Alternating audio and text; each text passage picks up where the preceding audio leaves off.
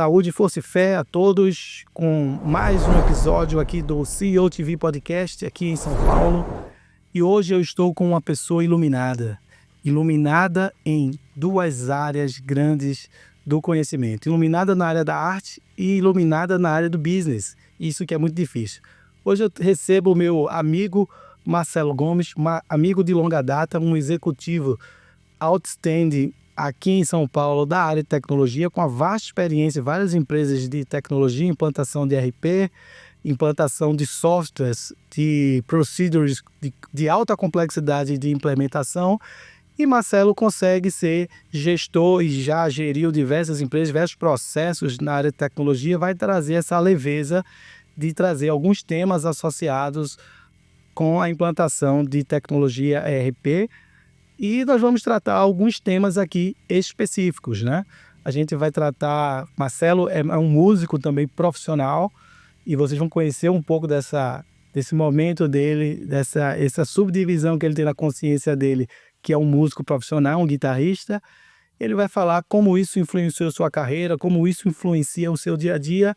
E aí a gente vai tocar em vários assuntos hoje do ambiente corporativo, muito ligado na função do RH, como inteligência artificial aplicada ao RH, implantação de software ligado à gestão de RH e folha de pagamento, enfim. Temos um tema vasto aí. Marcelo, muito obrigado por estar aqui conosco e é um prazer e uma honra estar contigo aqui, meu amigo. Pô, Rodrigo Anex, muito obrigado, cara. Eu gosto até de falar seu nome completo, porque eu sempre me referia, né, a você quando a gente trabalhou junto lá na GCF, né? Uma grande escola pra gente, foi muito bacana, né, de ter começado nossas carreiras ali, praticamente ali, né? E eu sempre me referia a você, não, o Rodrigo Anex é o cara do módulo contábil e fiscal. Fala com ele que ele resolve. Então, cara, obrigado por você me receber aqui, obrigado pela troca, por tudo aqui que a gente conversou e que a gente vai concatenar um pouco aqui nesses momentos aqui no CEO TV. Obrigado. Para você ver, né, como as coisas se conectam. Eu estou denunciando a minha idade aí para todo mundo. Eu tenho 46 anos e conheci Marcelo com 19 anos, no meu primeiro emprego. Então já faz aí um tempo aí de estrada que a gente se conhece e graças a Deus fomos só lapidando como um diamante a nossa amizade. E agora ele brilha, tem o seu valor construído durante todos esses anos. A nossa amizade, eu diria que para mim, tem um alto valor de um alto quilate da pessoa que tu és. Que bacana, cara. Obrigado. Eu só posso dizer o mesmo, sim. Obrigado mesmo. Tanto que as trocas que esteve aqui foram super ricas, né? E agora, então, vamos colocar isso, vamos compartilhar isso aqui com o mundo, né? Para que todo mundo possa ouvir, possa ter suas opiniões e trocar com a gente, né? E nessa troca é de crescer também. Pessoal, o CEO TV hoje está presente em 20 países, pelas estatísticas do YouTube. E o propósito desse canal é que você tenha a oportunidade, sem pagar nada, gratuito, que você possa ver um espelhamento da vida profissional e comportamental de grandes nomes que passaram por aqui. E hoje vocês vão ter a oportunidade de conhecer esse profissional de tecnologia que é residente aqui em São Paulo e dirige uma operação incrível que vocês vão conhecer, da AppData, né? AppData. E vocês vão conhecer um pouco desse negócio e esse é o propósito do CEO TV, que todos que assistem esse canal possam despertar essa veia de empreendedorismo e você ser o CEO, ou seja, o presidente da tua própria vida, da tua própria alma, que tuas decisões sejam colecionadas com experiências maravilhosas que a gente tem aqui nesse podcast e isso possa agregar para você. Se você ainda não se inscreveu nesse canal, a gente pede uma força para você contribuir com esse projeto. É muito importante para a gente a sua inscrição no YouTube, para que esse canal possa chegar em mais pessoas, esse conteúdo possa reverberar em outros corações e possa atingir o nosso objetivo, que é que esse tema corporativo, tema de empreendedorismo, tema do corporate chegue nessa nossa nação brasileira e que as próximas gerações tenham a capacidade, tenham mais informações para empreender, que seja muito mais fácil e mais suave essa caminhada do que tem sido com a gente nesses nossos gostosos anos de caminhada. Então, Marcelo, muito obrigado mais uma vez e estamos aí, né? Você agora já tem algum tempo você fez essa transição, né, de região, né? Você A gente se conheceu no Recife, onde você teve diversas experiências em diversas empresas, né, sempre ligado à área de tecnologia como grande gestor, e você trouxe essa bagagem toda aí para já residir em São Paulo, né?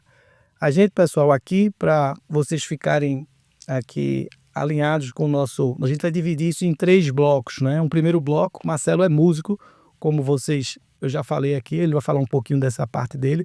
A gente vai falar de música e rendimento no trabalho. O segundo bloco, a gente vai falar de inteligência artificial generativa aplicada ao RH.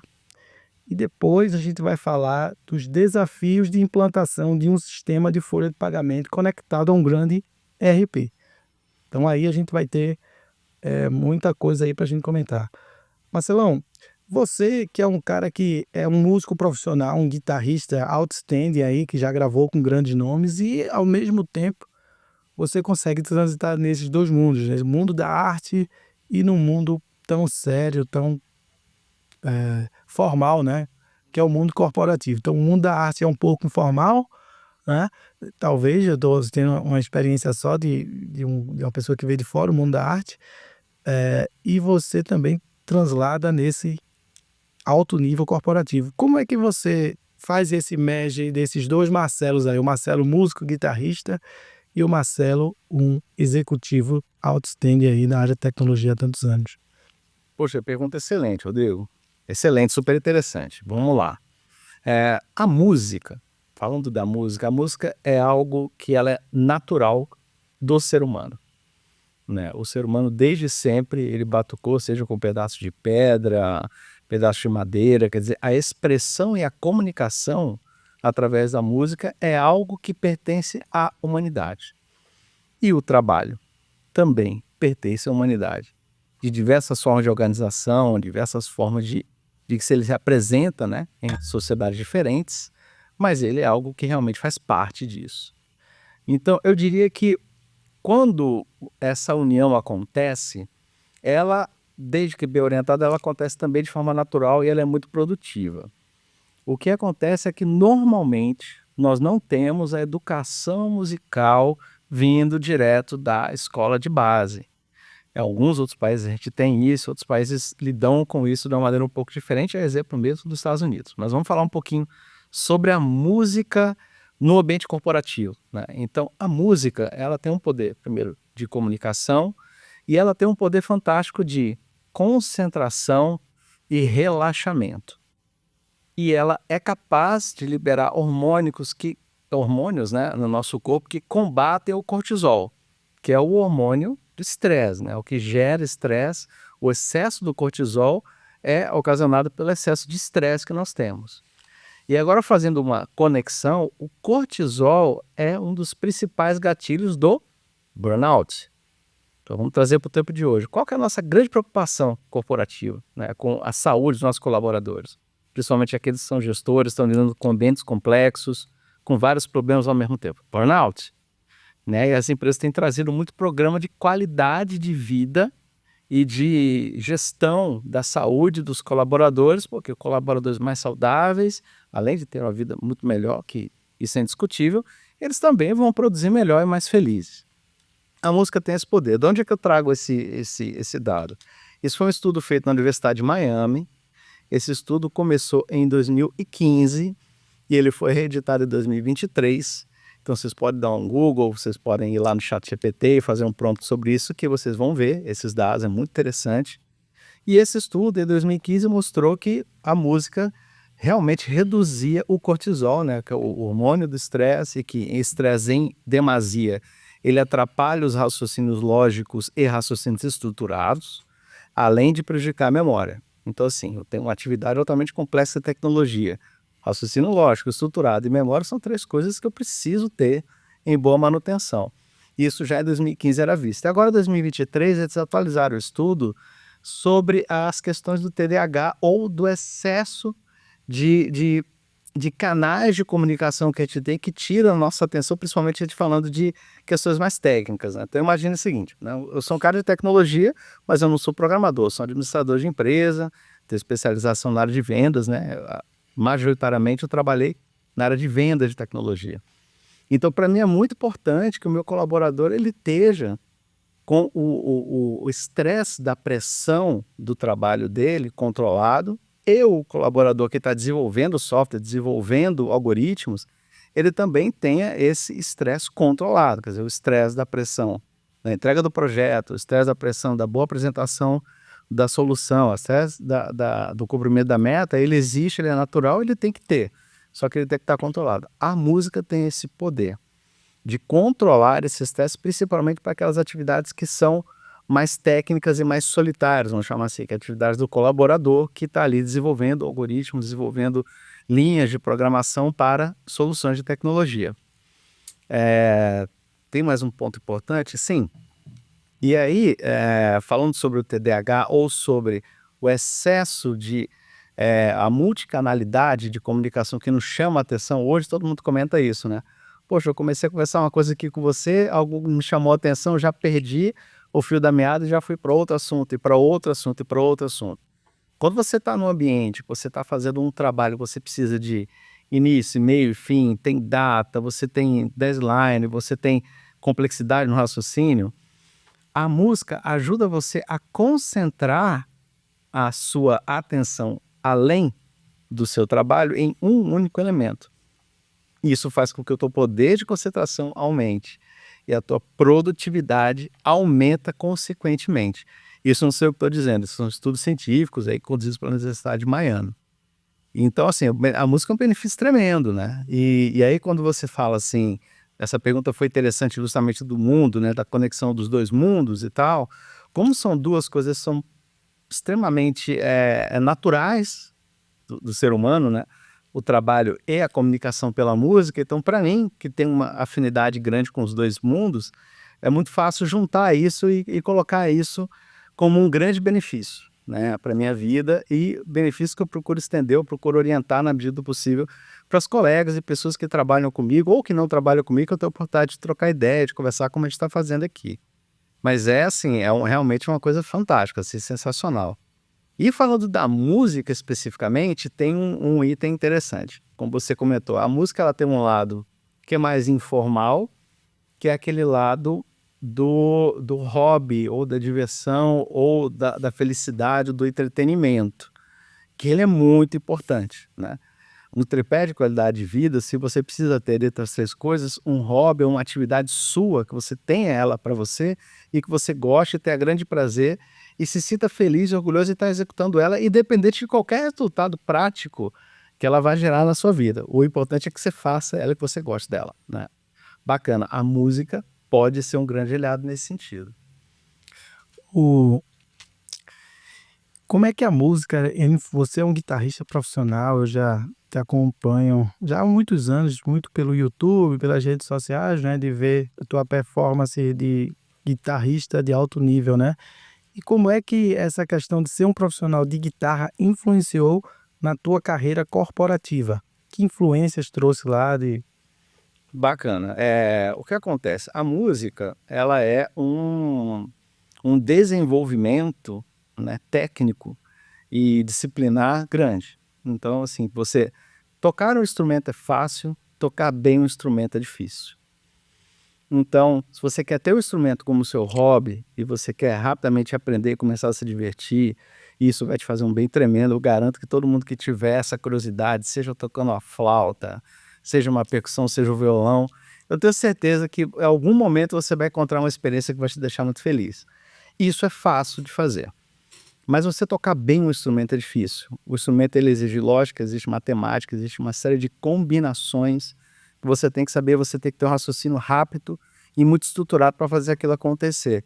Quando você transfere isso para o mundo corporativo, principalmente de tecnologia, onde você está fazendo ali um projeto de tecnologia, de plantar um software de RH numa empresa, você está fazendo conexão entre diversos departamentos, diversos processos, diversas pessoas, e você tem que ter uma percepção muito clara e rápida de montar esse mapa na cabeça e conectar esse módulo com essa função executado por esse analista vai influenciar em toda essa cadeia dessa forma. A música, existe um paralelo muito próximo disso. Então, eu vou pegar aqui um exemplo aqui do jazz, por exemplo, da improvisação do jazz. O pessoal acha que a improvisação do jazz é alguma coisa assim, você solta uma nota lá e toca qualquer coisa, está tudo certo. Não. Existe um mapa mental do que é possível ou de quais são os caminhos que você pode fazer a partir daquele elemento base musical que é te dado. Então você está fazendo aquilo ali na hora, ao vivo, né? Existe uma pergunta de leigo da música. Existem limites da improvisação dentro do campo harmônico que está se ouvindo no jazz, né? Foi uma pergunta sensacional. Existem limites dentro do campo harmônico, exatamente o que você falou, que daquela nota, daquele tom que tem um campo harmônico para você executar aquilo ali naquele momento. Porém, quando você fala assim, mas eu vou quebrar os limites, eu vou exceder os limites e vou para o que você pode chamar assim de uma dissonância, né? Algo diferente do campo harmônico tradicional. Mas mesmo quando você está quebrando aquilo, você tem limites que é não repetir aquilo que é o óbvio que você já conhece. O óbvio não diga-se fácil, né? Mas o campo harmônico que você conhece, você precisa cumprir um arcabouço ali de regras para você não voltar para aquele campo harmônico que é o mais conhecido, para você justamente quebrar aquilo. Então, você só consegue subverter aquilo que você tem muito conhecimento. E isso vale muito para o nosso trabalho. Você só consegue inovar em cima de um assunto que você tem conhecimento. Se você não conhece o seu assunto, como é que você vai inovar em cima de algo que você não tem domínio? Então, a música realmente ela traz essa velocidade de raciocínio, a capacidade de combinação de diversos fatores e raciocínios complexos, e isso te traz uma clareza na hora de você estar convivendo ali com os usuários, com as pessoas que fazem parte, por exemplo, de um projeto de tecnologia. Você vê ligações associativas entre a performance de tocar um instrumento, trazendo para o mundo corporativo, entre liderança e gestão?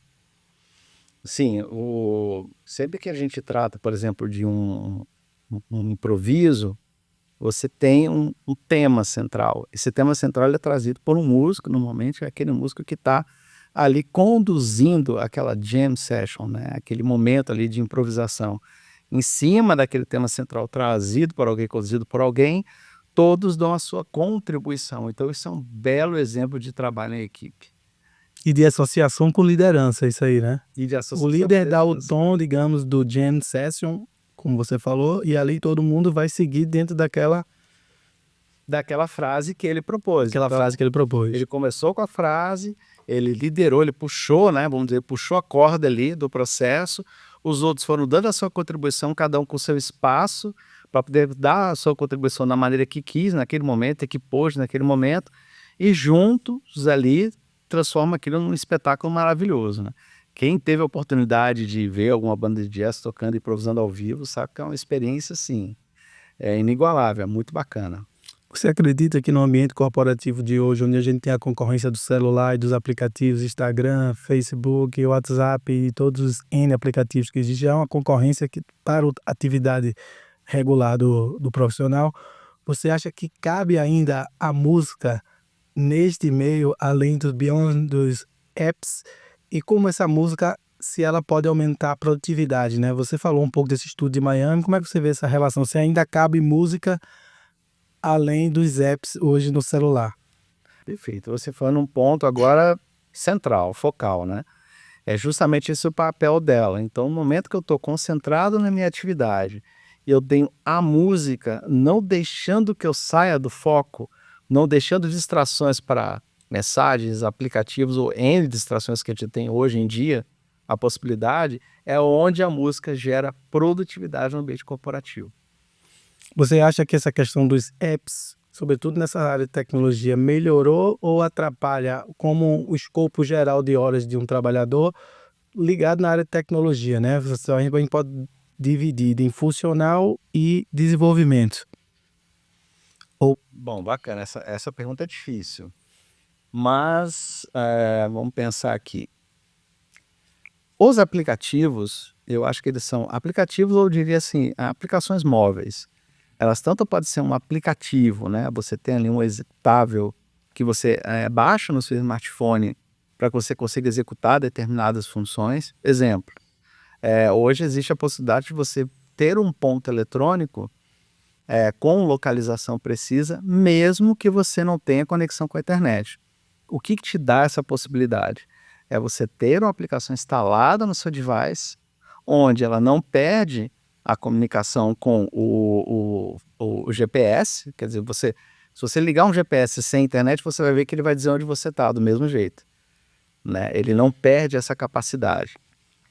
Vamos reformular isso aqui. Sobre aplicativos e se isso tem trazido benefícios ou malefícios para a atividade profissional. Bom, eu acho que depende muito da aplicação. Como toda tecnologia, a tecnologia ela pode ser boa ou ruim, dependendo do jeito que você usa ela. Se você tem uma atividade de alta concentração, muito sequencial, muito técnica, como desenvolvedores, por exemplo, as distrações, quer dizer, você ter Instagram, Facebook, mensagens, tal, isso atrapalha demais a produtividade. E aí é onde a música, por exemplo, pode ser um bom aliado, porque ele está concentrado na atividade dele e a música não está deixando que ele desconcentre a atividade dele para outras distrações. Super positivo.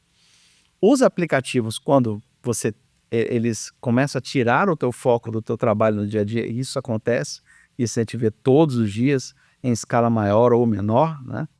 Isso realmente é um malefício, porque é uma tecnologia que ela está ali para te ajudar na comunicação com o mundo, mas no momento e da forma inapropriada ela vai ser um malefício. Com relação ao corporativo, as aplicações móveis, né, seja ela um aplicativo instalado no seu device, ou seja uma conexão móvel que ela seja responsiva, né, que ela tenha uma experiência de uso agradável num device pequeno, num smartphone, eu acho que ela é o presente e o futuro. Tá? Eu vejo que cada vez mais as respostas que os softwares precisam dar para os executivos, para que eles tomem decisões rápidas e assertivas em cima de dados, elas estão disponibilizadas nos smartphones. Então eu vejo que isso é um tremendo aliado à gestão, é um tremendo aliado à operação, inclusive através de fluxos de trabalho bem estruturados, que você pode acessá-los através de dispositivo móvel de forma responsiva, quer dizer, você não precisa ter necessariamente o aplicativo instalado. Ele é o que dá visibilidade da governança, né, a todos os processos que estão acontecendo na empresa. Você tem a possibilidade de entender quais são os processos críticos que acontecem, quem os está executando e em que momento cada um está. Você consegue, através de um fluxo de workflow, ter essa visão. Isso é muitíssimo utilizado em gestão de pessoas em RH. E você também pode ter, por exemplo, eu falei muito de mobilidade e responsividade, quer dizer, você acessar a internet através de um dispositivo pequeno com uma tela que seja operacionalmente confortável de você usar, mas algumas aplicações também necessitam de instalação do aplicativo no seu smartphone. Exemplo, se você é um profissional que presta serviço em diversas localidades e você precisa, ao marcar o seu ponto eletrônico, provar que está naquela localidade, naquele dia, naquela hora, a presença do aplicativo no seu smartphone ou do smartphone corporativo é muito importante. Porque, eventualmente, se você não tiver conexão com a internet, através da marcação daquele ponto, você vai conseguir gravar a geolocalização e o horário através do aplicativo e do seu telefone, e quando você reconectar à internet, você vai mandar os dados para o servidor central e a tua gestão de ponto vai ter a confirmação de que você estava no lugar certo e na hora certa executando o seu trabalho. Então, novamente, assim, resumindo, a aplicação móvel, seja por aplicativo ou responsiva, ela pode ser boa ou ruim, depende do jeito e da hora que você usa.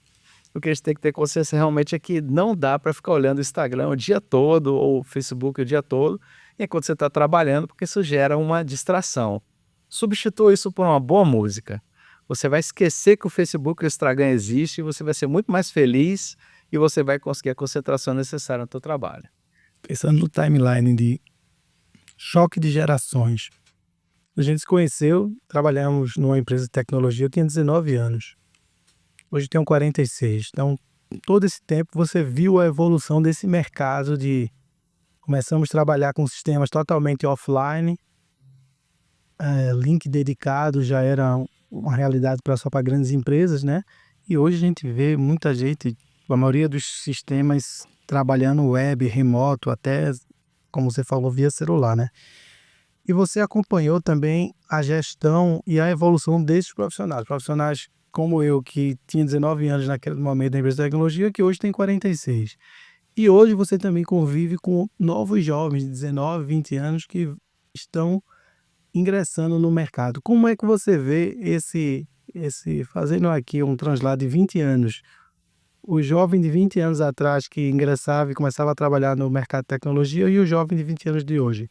Na minha época, por exemplo, nem existia essa questão do smartphone, né? Hoje é um jovem que já entra, talvez, multitarefas com o smartphone pronto para desenvolver, pronto para fazer um trabalho de funcional, de controle de qualidade ou desenvolvimento de software. Como é que você vê essa evolução desses perfis hoje? Bom, uma coisa interessante sobre esse assunto é que talvez nós pertençamos a uma geração que viu a mudança do mundo através da comunicação, né, da tecnologia da comunicação, como talvez ninguém pós ou antes tenha visto como a gente, né? Então a gente veio de um mundo que era absolutamente offline, desconectado, né? Então a gente ia na pracinha e sabia que aquela pessoa que a gente queria encontrar estava naquela pracinha no domingo às 4 horas da tarde. Se você não tivesse lá às 4 horas da tarde, você não encontrava mais. O máximo que você conseguia era um orelhão, um telefone público para poder ligar no número fixo para encontrar a pessoa, né? Hoje está no mundo absolutamente conectado. Essa transição, cara, eu vejo ela como uma evolução natural do ser humano. E quando eu falo em evolução, eu não estou dizendo do pior para o melhor, estou dizendo de ambientes diferentes.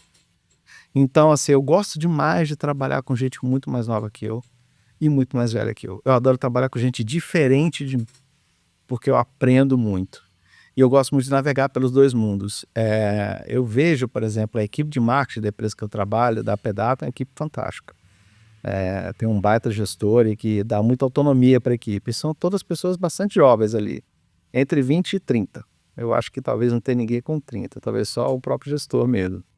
Mas é uma equipe bastante jovem, super antenada nas tecnologias e na comunicação. E eu vejo isso como um tremendo diferencial e muito positivo para a empresa que precisa estar inserida nesse mundo, nesse universo.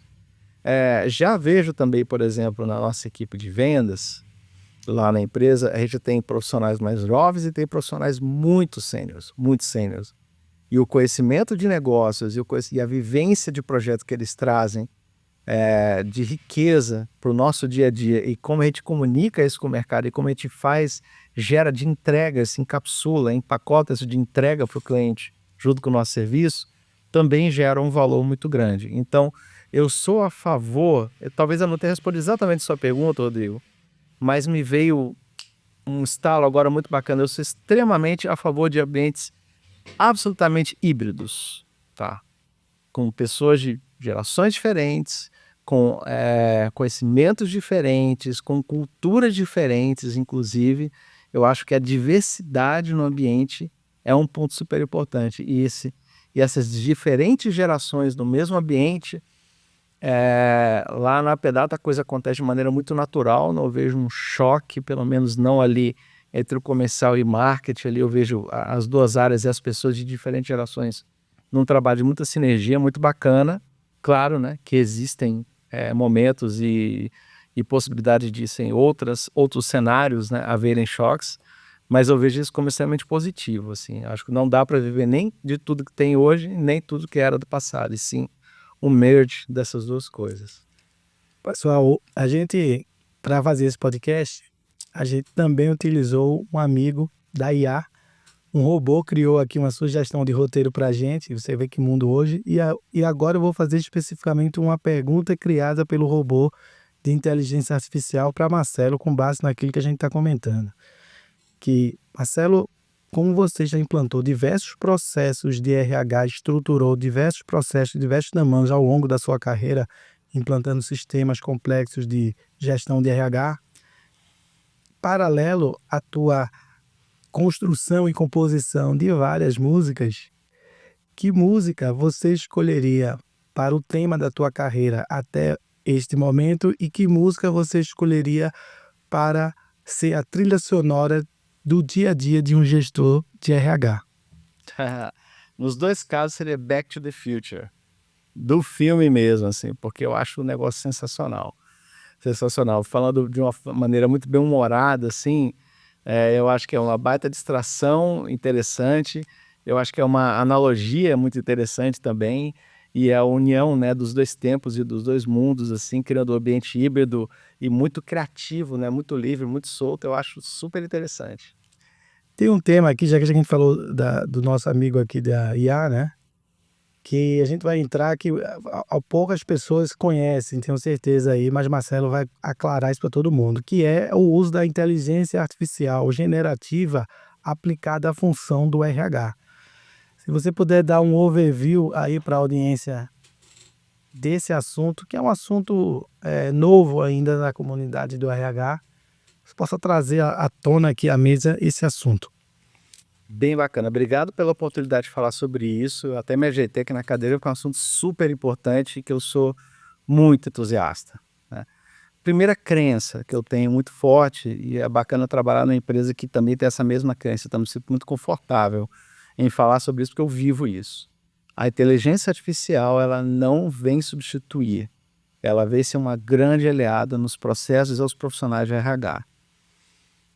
Se eu pudesse falar assim para qualquer profissional de RH hoje, independente da sua geração, independente da posição que ele está na empresa, é entenda o que é inteligência artificial generativa, comece a trazer isso para o seu dia a dia, porque isso vai ser um tremendo aliado na sua carreira e vai permitir que você se mantenha atualizado e se mantenha pronto para estar no mercado, porque o mercado vai começar a exigir isso de maneira muito forte, inclusive assim, para cadeiras técnicas, eu já vi cadeiras técnicas solicitando experiência em projetos com IA aplicada. Então, assim, você não só tem que conhecer, mas você tem que ter tido experiência. Outras posições pedem que você tenha conhecimento de inteligência artificial aplicada àquela determinada cadeira, àquela determinada função, mas não exige a experiência. Outras já estão exigindo experiência. A gente está falando de uma coisa, Rodrigo, pode até me ajudar agora. Isso tem sido amplamente aplicado na nossa sociedade, tanto a nível de trabalho quanto pessoal, há o quê? 1 ano e meio, 2 anos, né? De maneira que eu digo altamente disseminada, popular, eu diria assim, né? Que chegou no WhatsApp, por exemplo, um dia desse, alguns meses atrás, né? Então a velocidade dessas mudanças vai ser muito grande. Então, vamos falar sobre a aplicação da inteligência artificial em processos de RH. Todos os processos, os principais processos de RH vão ser impactados pela inteligência artificial. Vamos falar de alguns deles, super importantes. Gestão de desempenho e desenvolvimento de pessoas. Como é que era feito antigamente sem inteligência artificial? E quando eu falo antigamente, isso não quer dizer que deixou de ser feito. Ele continua sendo feito, continuará sendo feito durante muito tempo. A inteligência artificial, de maneira paralela aqui, ela está mais presente ou menos presente, dependendo do software, da empresa, da cultura, de N fatores que trazem a adoção da inteligência artificial. Mas, por exemplo, gestão de desempenho e desenvolvimento de pessoas. Quando eu estou numa empresa, lá no meu cargo, eu tenho meus conhecimentos, né, o que eu estudei, minhas habilidades, o que eu pratiquei, minhas atitudes que eu sou capaz de conduzir naquele chá, né, que compõe o meu cargo. É a cadeira que eu estou sentado, não sou eu. Eu trago e preencho esse chá lá nessa cadeira.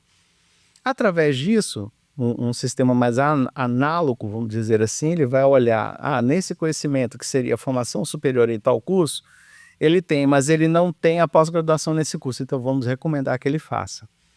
Com a inteligência artificial, você vai ter um universo de análise muito mais global sobre o seu perfil do que apenas essa análise simplória. Ele é capaz de me recomendar, por exemplo, um LXP, que seria uma evolução, né, do LMS, que é um Netflix, vamos usar essa analogia, um Netflix de cursos e conhecimentos que eu tenho para poder consumir enquanto colaborador de uma empresa. A inteligência artificial vai ajudar a recomendar quais são os cursos, seja eles extra, né, as minhas competências do cargo ou para reforçar meu cargo, que eu possa adquirir para poder melhorar o meu desempenho profissional e também melhorar na minha vida pessoal, para que eu possa ter também o melhor desempenho no trabalho. Exemplo, ele pode trazer para mim, por exemplo, um curso de finanças pessoais, que eu, organizando melhor minhas finanças pessoais, eu vou ser uma pessoa mais equilibrada, eu vou ter mais equilíbrio financeiro, eu vou ter um melhor desempenho no trabalho naturalmente. Do mesmo jeito que ele também pode trazer justamente, olha, você pode fazer essa pós-graduação, trazer uma lista, inclusive, de instituições que eu posso fazer aquela pós-graduação e dependendo da minha localização física e da disponibilidade daquela pós-graduação, até já recomendando que eu faça isso de maneira remota ou presencial ou híbrida. Então, a inteligência artificial ela vai enxergar de uma maneira mais holística, quer dizer, mais completa aquele profissional e aquela pessoa e vai recomendar a evolução pessoal e profissional através de cursos e ferramentas disponíveis no mercado. A gente falou aqui, por exemplo, para desempenho de pessoas, né? Desempenho, carreira, performance. Vamos falar agora, por exemplo, para recrutamento e seleção, que é o mais utilizado, né? Então, inclusive, existe uma certa resistência, inclusive tem muita gente que fala, eu venci o algoritmo da inteligência artificial e consegui o emprego. Não é exatamente isso. Depende muito da maneira com que aquela inteligência artificial, com que aquele algoritmo foi treinado e foi parametrizado para responder aos processos seletivos. Então você tem algoritmos que trabalham onde eles jamais eliminam um candidato independente da performance dele e do merge que ele tenha com aquele cargo. Ele coloca ele numa lista, mas ele deixa ele disponível e ele pontua quais são os pontos que são fortes e os pontos que são fracos e traz para aquele gestor, para aquele recrutador, a possibilidade de ter contato com todos eles. Já existem outros algoritmos que estão treinados para eliminar candidatos que não tenham determinadas características e não dão oportunidade de seguir em frente. Nem chega para o gestor. Nem chega para o gestor e nem chega para o recrutador. Os dois pontos têm itens a favor e itens contra. Se você está fazendo um recrutamento de alto volume, você está recrutando 1.000 pessoas para uma nova fábrica, você não vai ter talvez capacidade de fazer uma análise mais minuciosa de tudo. Você tem que fazer uma análise mais superficial. Se você está recrutando um gestor para uma área, você já tem a oportunidade de fazer uma análise mais minuciosa, né? Quer dizer, quanto mais você sobe na pirâmide, menos pessoas aqui no topo da pirâmide você tem. Então essas pessoas você pode pedir para o algoritmo para fazer uma análise não tão radical e você poder ter o olhar humano e até, né, partir para o momento presencial mesmo, né? Ou entrevista em vídeo ou entrevista presencial. Então, recrutamento e seleção, desempenho e carreira, por exemplo, retenção de talentos. A inteligência artificial vai ajudar muito, já tem ajudado e vai ajudar muito mais, porque através de comportamentos históricos e comportamentos e análise através de pesquisa de clima, análise de metas, de desempenho do colaborador, a inteligência artificial já te ajuda a prever a possibilidade, o percentual de possibilidade de pedido de demissão daquele talento. E aí o gestor, né, e o RH, mas principalmente é o gestor, o grande papel, o RH ele é o condutor, ele é o parceiro, né, que provê a ferramenta e provê a capacidade, mas quem executa realmente, pelo menos na minha visão hoje, tem que ser o gestor.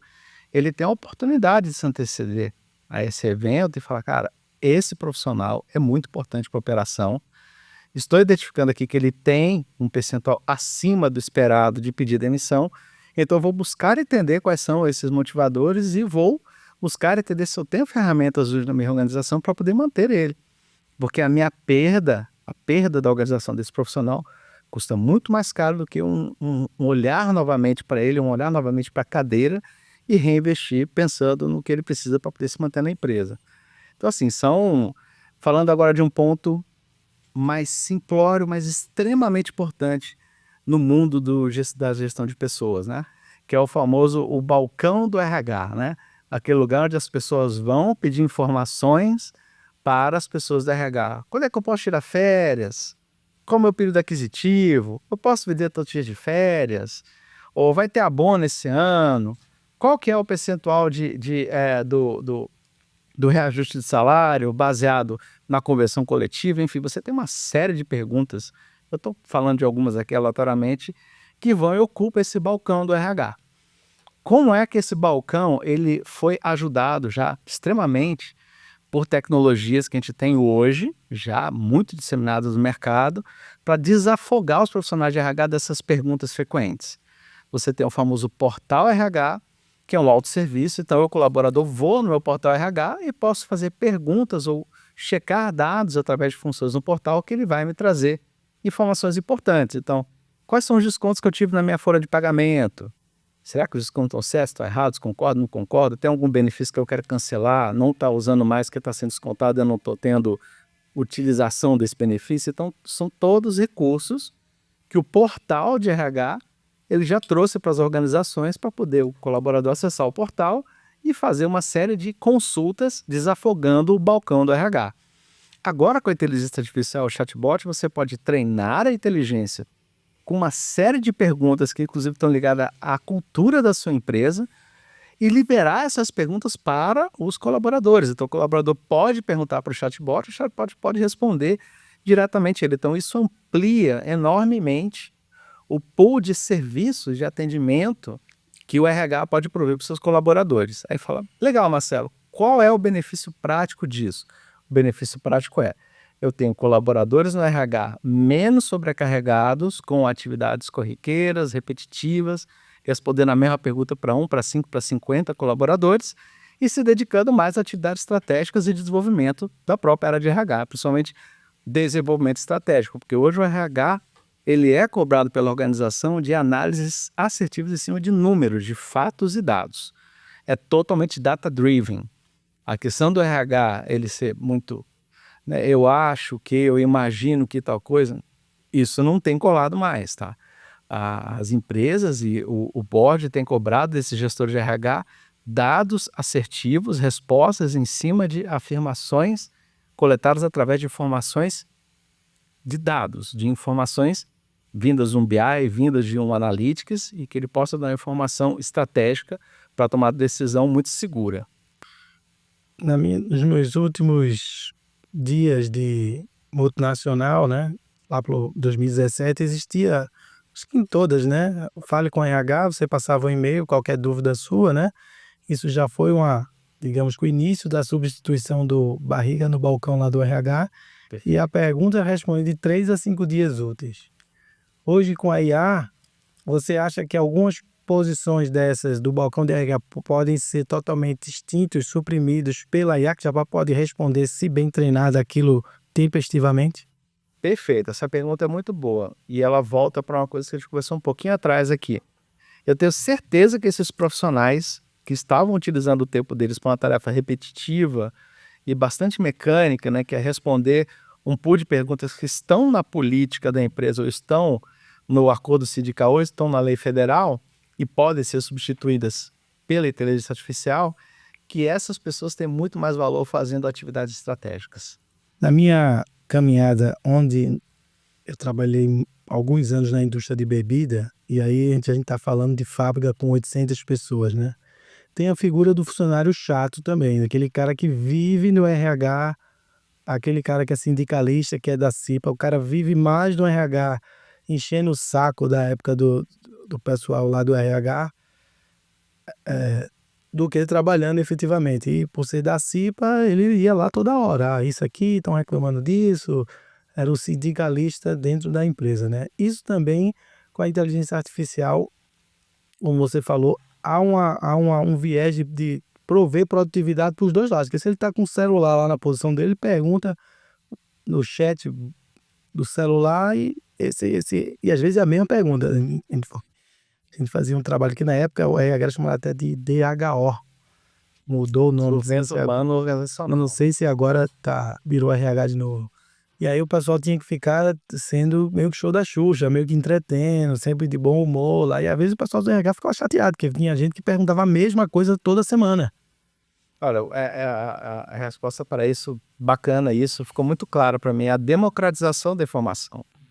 Né? Então, a partir do momento que o colaborador ele tem um smartphone, né, então um dispositivo, seja dele ou da empresa, e ele tem acesso a esse serviço, esse balcão de serviço do RH, através de um chatbot com inteligência artificial, ele tem o poder dele, né, colher as informações de uma fonte segura, né, que ele está colhendo da própria empresa, né, do que está ali determinado para a empresa informar, quer dizer, dados que estão no acordo coletivo, dados que estão na lei federal, dados que estão dentro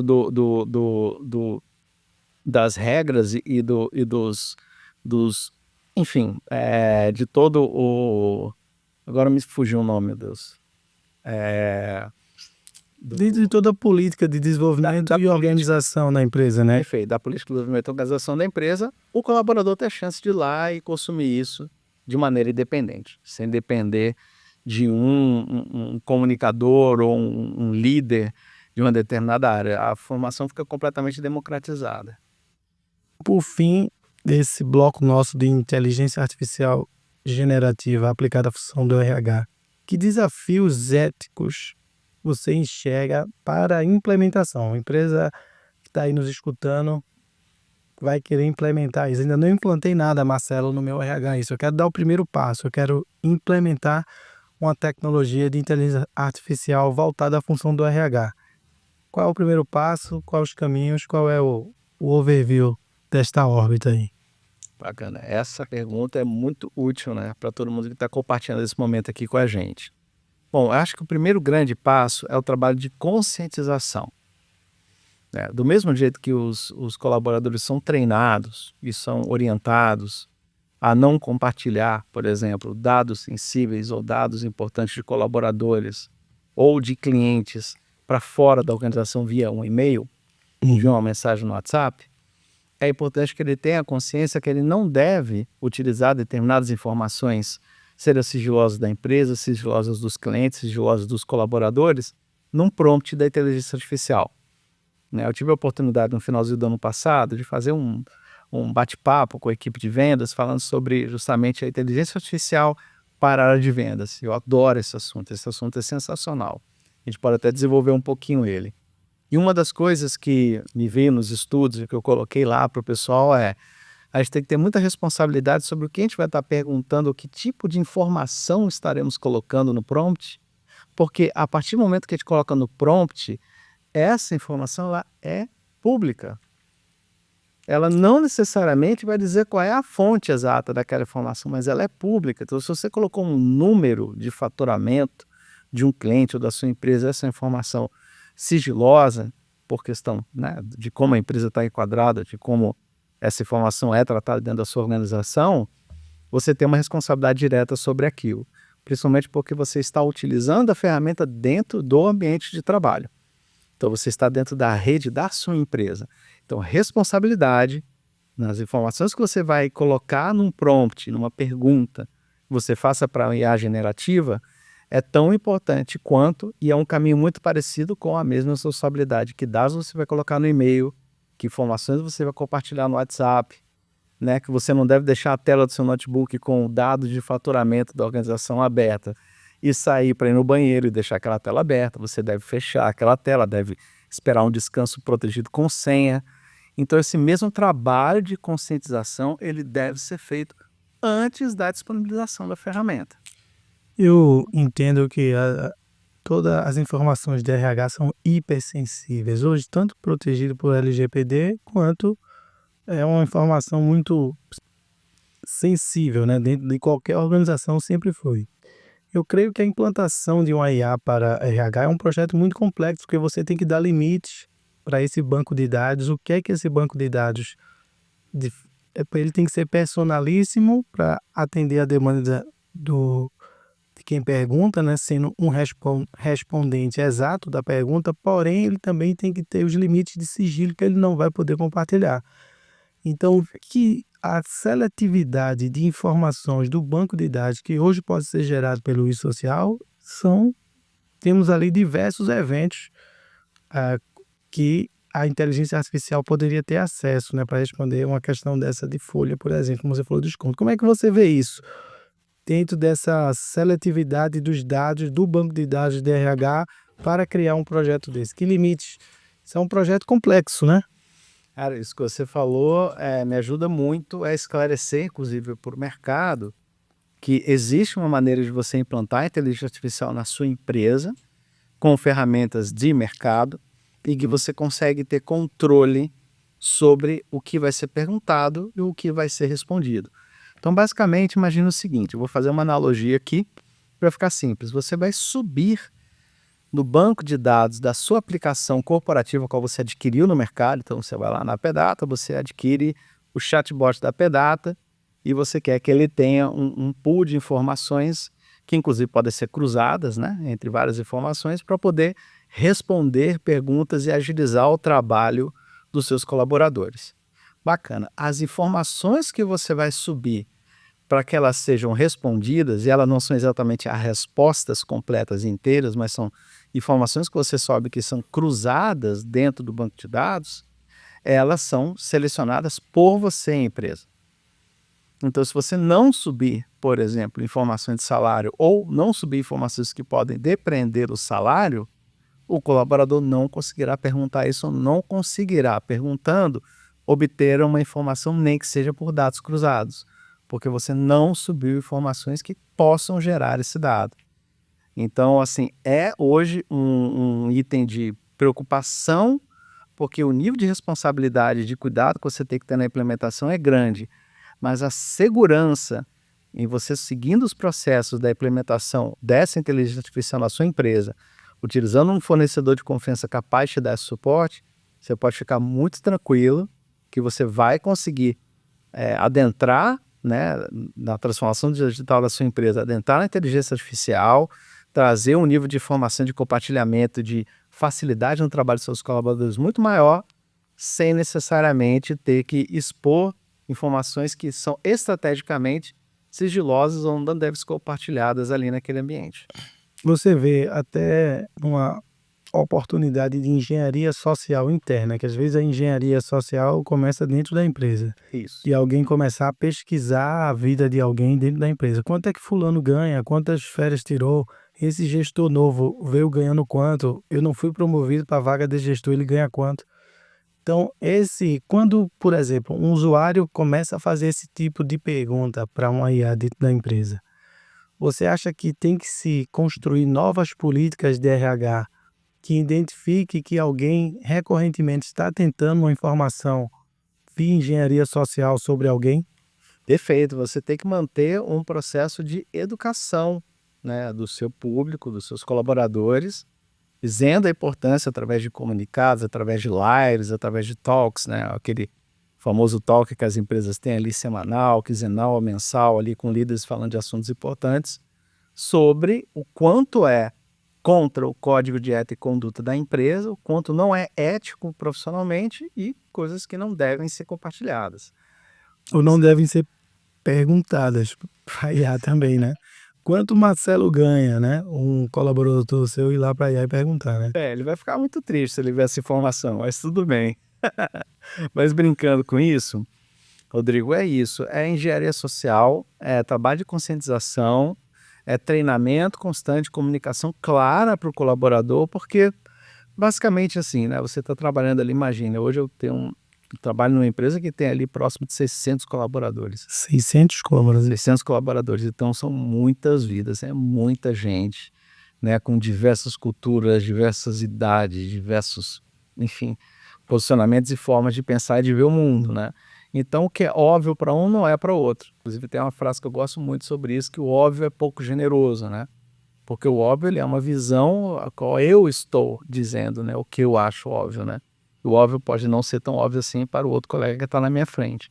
Então, para você eliminar esse tipo de implícito e subentendido, você deve realmente trabalhar com uma forte atuação em educação corporativa, em informação, em disseminar